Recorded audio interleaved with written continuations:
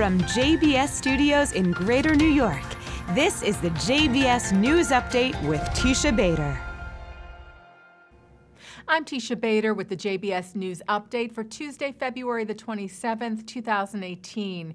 A terror cell in Jordan targeting Israelis was reportedly uncovered by local security forces. Jordan's daily Al Rai newspaper said today that the cell was affiliated with the Islamic State and had plans to attack Israeli businessmen in Amman and the U.S. Embassy in Amman, among other targets. According to the report, Jordan's security forces arrested 17 members of that cell back in November before they were able to carry out any attacks. Israeli Prime Minister Benjamin Netanyahu met today with the Foreign Minister of Brazil, Aloysio Nunes, in Jerusalem. Netanyahu posted on social media that the two discussed deepening bilateral cooperation in the areas of security, education, culture, and academia. Nunes also met today with Israel's President Reuven Rivlin, who said the two were working to strengthen the ties and understanding between Israel and Brazil. And the Deputy Foreign Minister of Poland is heading to Israel. The Times of Israel reports that Bartosz Cichocki will arrive in Israel tomorrow with a delegation of Polish officials in an attempt to reach an understanding regarding the wording of the controversial Holocaust law recently passed by Poland's parliament, which criminalizes accusing or blaming Poland for any atrocities committed during the Holocaust. The delegation will meet with the director of the Foreign Ministry, Yuval Rotem, on Thursday. The law is currently set to take effect on March the 1st, but Poland's ambassador to Israel said yesterday that it will not be enforced until the matter is smoothed over with Israel. And the president of Poland visited the Jewish Community Center in Krakow today.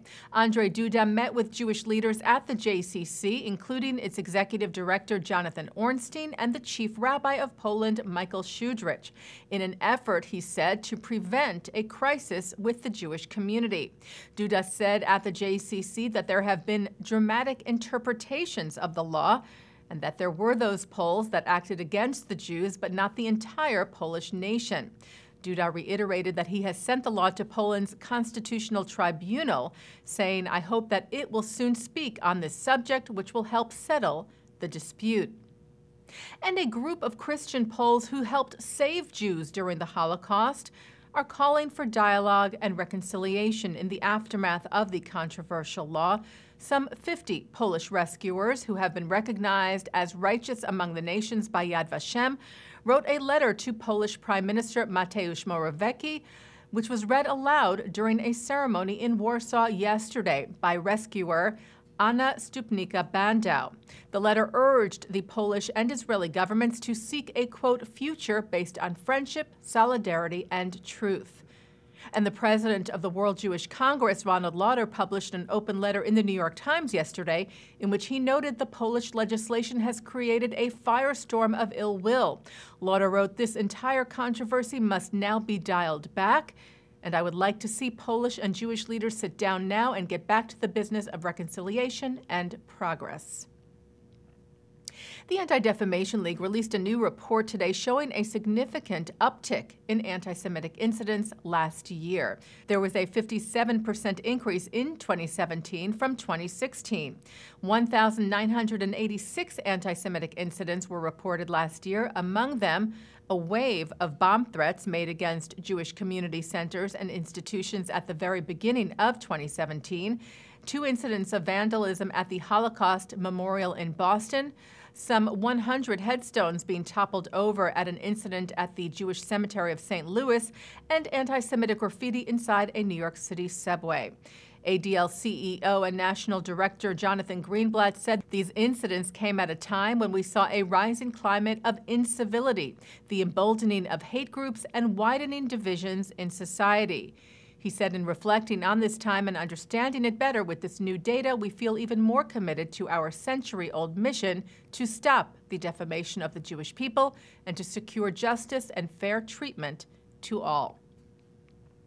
Well, children across Israel dressed up in costumes today just ahead of the Jewish holiday of Purim.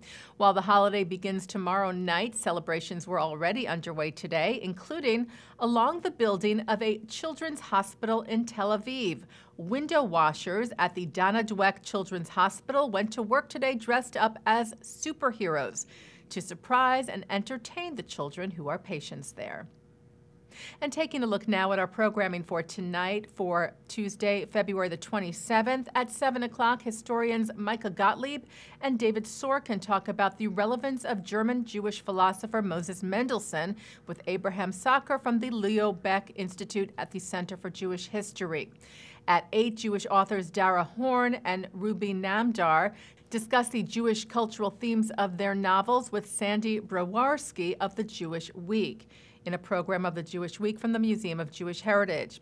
At 9, Mark Golub sits down with author Jonathan Safran on L'chaim, and at 10, novelists Dara Horn and Anna Solomon join Joshua Lambert to discuss the uses of history in American Jewish fiction. And coming up right after this newscast tonight at 6:30, it's the debate program, Frenemies. And that's the JBS News Update for Tuesday, February the 27th, 2018. I'm Teisha Bader.